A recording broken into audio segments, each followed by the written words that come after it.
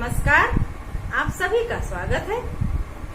मैं आज अपनी एक पुरानी साड़ी से एक नई साड़ी जो कि बहुत बेहतरीन लुक होगा उसका बनाना बताऊंगी और उसी में से बचे हुए कपड़े से मैं एक फ्रिल ब्लाउज बनाना बताऊंगी जो कि बहुत ही सुंदर लगता है और बहुत ही आसान तरीके से बिल्कुल टॉप नुमा ब्लाउज है वो। यदि आपको सिलाई नहीं भी आती है ना तो भी आप उसको देखकर काटकर सिल सकते हैं या सिलवा भी सकते हैं। इस ब्लाउज में कोई विशेष तरीका नहीं अपनाया है मैंने, सिर्फ रेड कलर का जो कि साड़ी से बचा हुआ कपड़ा है उसका फ्रिल लगा दिया है आस्तीन पर और गले में और टॉप की तरह ही है। इसमें आर्म होल नहीं काटा है मैंने, इसलिए ये मुड्ढा थोड़ा सा गिरा रहेगा और बहुत ही बेहतरीन लुक देगा इस फ्रिल की वजह से। और साड़ी जो है मैंने, ये साड़ी मेरी व्हाइट कलर की प्रिंटेड साड़ी है और इस पर मैंने बॉर्डर लगाकर और रेड कलर का ये कपड़ा यूज करके, ये रेड कलर की जो साड़ी है ये मैंने एक बंधेज की साड़ी में फ्रिल लगाकर एक नई साड़ी बनाया था मैंने, उसको मैंने वीडियोज डाला भी था, आप लोगों ने बहुत पसंद भी किया है। उसी में से बचा हुआ ये रेड कपड़ा मैंने हाफ इसको लिया है, लगभग 2.5 मीटर है ये रेड कपड़ा और ये जो व्हाइट वाला साड़ी है ये 3 मीटर लिया है मैंने। इन दोनों को बीच से मैंने ज्वाइन कर दिया है इस तरह से और फिनिशिंग भी देखिए आई है। इस तरह से आप भी ज्वाइन करके बना सकते हैं।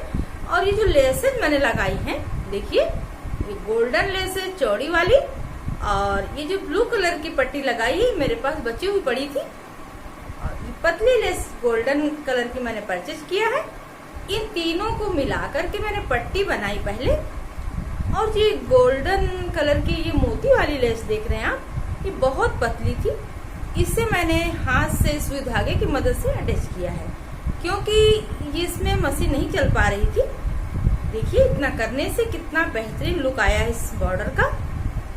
और ये रेड और व्हाइट का कॉम्बिनेशन वैसे भी बहुत अच्छा लगता है। तो इस तरह से मैंने इस रेड कलर की साड़ी से हाफ साड़ी मैंने फ्रिल में लगाया जो कि वीडियो डाल चुकी हूँ।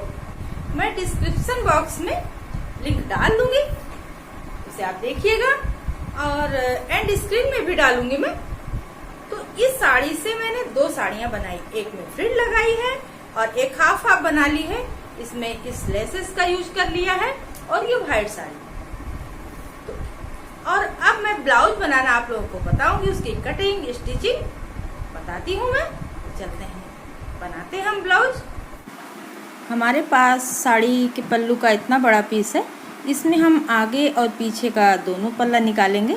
तो इसको हमने पहले डबल फोल्ड किया, फिर एक फोल्ड और कर लिया, ये 4 फोल्ड हो गया। अब हम इससे मेजरमेंट करेंगे।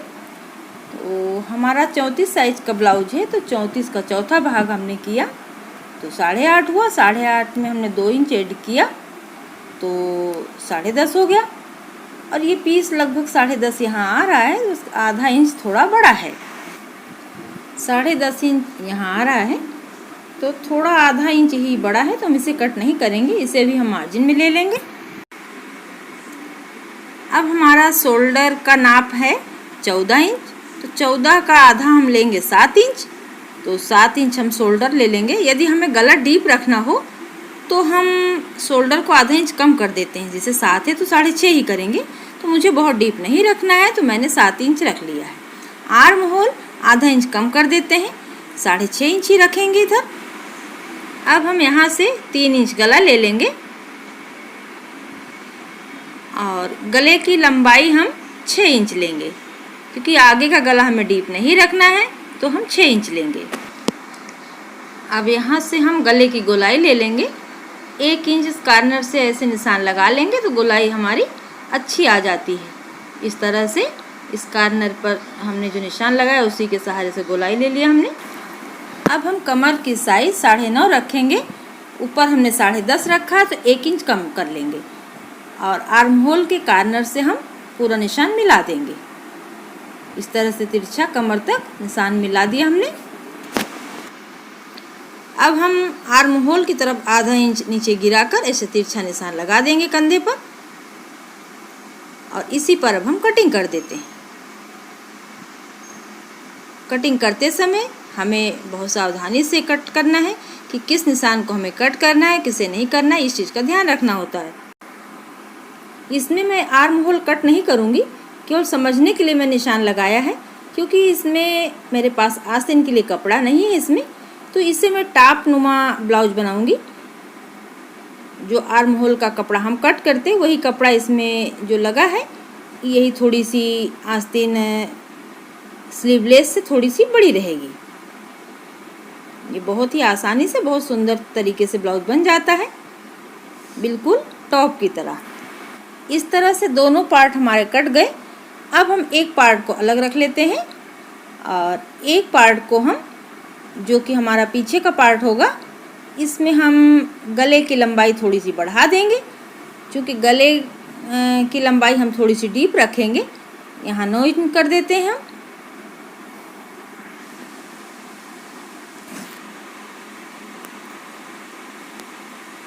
नौ इंच करके चौड़ाई उतनी ही रहेगी, बस हम इसमें गोलाई लगा देते हैं। गोलाई लगाने के लिए कार्नर से 1 इंच हम लेकर उसी के सहारे से गोलाई लगाते हैं, तो गोलाई बहुत अच्छी आती है। इस तरह से गोलाई लगाकर हम कट कर देते हैं। इस तरह से हम घर में ही ब्लाउज अपना कट कर सकते हैं, हमें कोई विशेष मेजरमेंट की या सिलाई आने की ज़रूरत नहीं होती है। ये टॉप की तरह ही कट जाता है, केवल इसमें हमें आर्म होल भी छोड़ देना होता है और केवल साइड और गला ही हमें मेन कटिंग करनी होती है। अब हम प्लेट्स के निशान लगा लेंगे।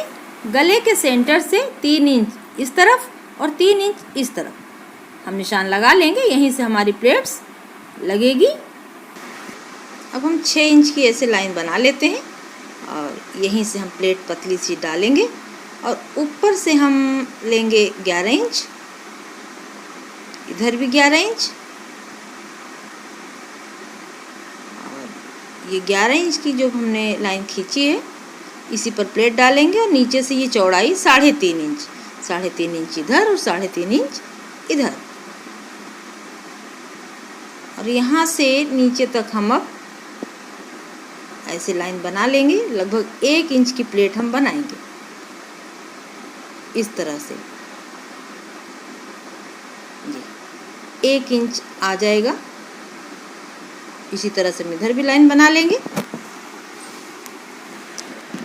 1 इंच की लगभग ये प्लेट रहेगी इस तरह से, और बीच की ये लाइन, बीच की प्लेट यहाँ रहेगी, ये आधा इंच से ही कम ही रहेगी। इन प्लेटों के बीच में लगभग हम 1.5 इंच का अंतर रखेंगे। तिरछी प्लेट का भी निशान में लगा दिया 1.5 इंच के अंतर में। इधर भी हम यही सेम प्रोसीजर करेंगे, 1.5 इंच के अंतर पर हम तिरछी प्लेट के निशान लगा देंगे इस तरह से हमारी सारी प्लेटों के निशान हमने लगा लिए हैं और इसे हम मशीन से अब प्लेटों के निशान बना देंगे। अब हम अस्तर काट लेंगे। अस्तर के ऊपर हम अपना कटी हुई पीस को रखकर बस सेम तरीके से बराबर से कट कर लेते हैं। इस तरह से हमारा ब्लाउज लगभग कट चुका है। इस तरह से ब्लाउज काटना बहुत आसान है। टेलर्स की कटिंग थोड़ी प्रोफेशनल होती है और हमारी जो घर की कटिंग है थोड़ी सी डिफरेंट होती है। अब हम सिलाई मशीन पर चलते हैं। सबसे पहले हम दोनों पार्ट को अस्तर के साथ ज्वाइन कर देते हैं।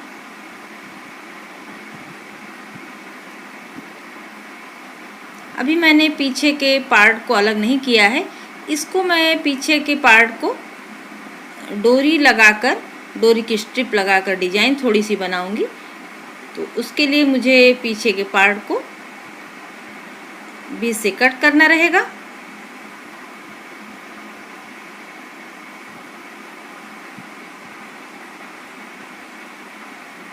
इस तरह से देखिए, अस्तर से मैं कट कर दे रही हूँ। इस जगह पर मैं छोटी छोटी सी स्ट्रिप लगाऊंगी तो इसमें हल्की सी डिजाइन बन जाएगी। ये देखिए, दोनों पार्ट पहले मैं अस्तर सहित ज्वाइन कर देती हूँ चारों तरफ से।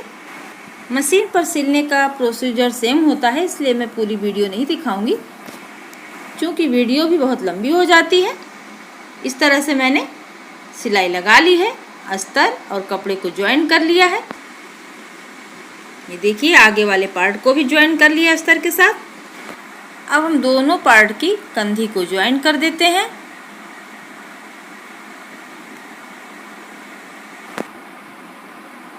इस तरह से कंधी हमने जोड़ ली है और दूसरी भी कंधी जोड़ लेते हैं।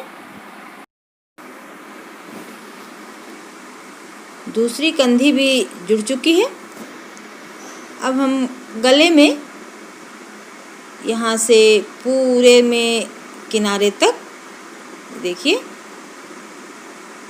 यहाँ तक फ्रिल लगाएंगे। आस्तीन में भी किनारे पर हम यहाँ पर फ्रिल लगा देंगे। ये रेड कलर की पट्टी मेरे पास है, इसी से हम फ्रिल बनाएंगे। सबसे पहले किनारे मोड़कर सिल लेते हैं, फिर बड़ा बड़ा बखिया ऐसे सिलाई करके हम धागे को खींच कर पहले फ्रिल तैयार कर लेते हैं। इस तरह से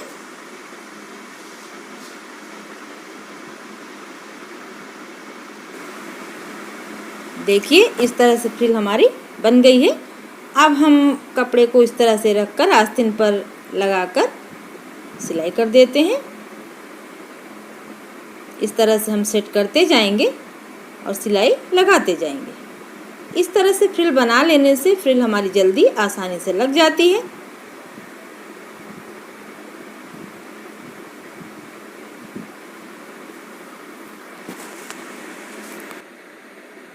अब हम एक सफ़ेद कलर की पट्टी जोड़ दिए, इसको हम फोल्ड करके इस तरह से फोल्ड कर लेंगे और सिलाई लगा देंगे। और दूसरी भी फ्रिल लगा ली हमने और उसमें पट्टी भी जोड़ दी।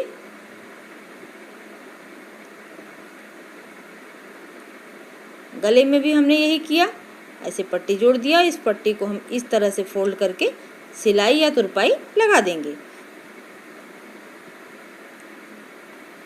इस तरह से जब हम बराबर कर लेंगे तो यहाँ पर मैं ये जो मैंने स्ट्रिप बनाई है इसको छोटी छोटी मैंने 2.5 इंच की कट कर ली है। तो 5 स्ट्रिप इस तरफ मैं लगाऊंगी और 5 दूसरी तरफ। इसको इस तरह से करके मैं 5 स्ट्रिप लगा दूंगी, जो कि एक छोटी सी आसान सी डिजाइन बन जाएगी। इसमें मैं डोरी लगाकर बांध दूंगी। इस तरह से देखिए मैंने स्ट्रिप लगा ली है। अब फिनिशिंग के लिए हम यहाँ पर भी इस तरह से पट्टी लगाएंगे पहले, और इस पर हम सिलाई करके और इस पट्टी को हम फोल्ड कर देंगे। सेम तरीके से हम दोनों तरफ ऐसी पट्टी लगाकर और फोल्ड कर देंगे। अब इस पट्टी को हम पीछे की तरफ फोल्ड करके सिलाई लगा देंगे, जिससे फिनिशिंग भी आ गई और मजबूती भी। दोनों इस तरफ से हमने सारी ब्लाउज को तैयार कर लिया है। अब हम दोनों साइड में भी सिलाई लगा लेते हैं और साइड में सिलाई लगाने के बाद नीचे हम फोल्ड कर देंगे लगभग 1.5 इंच।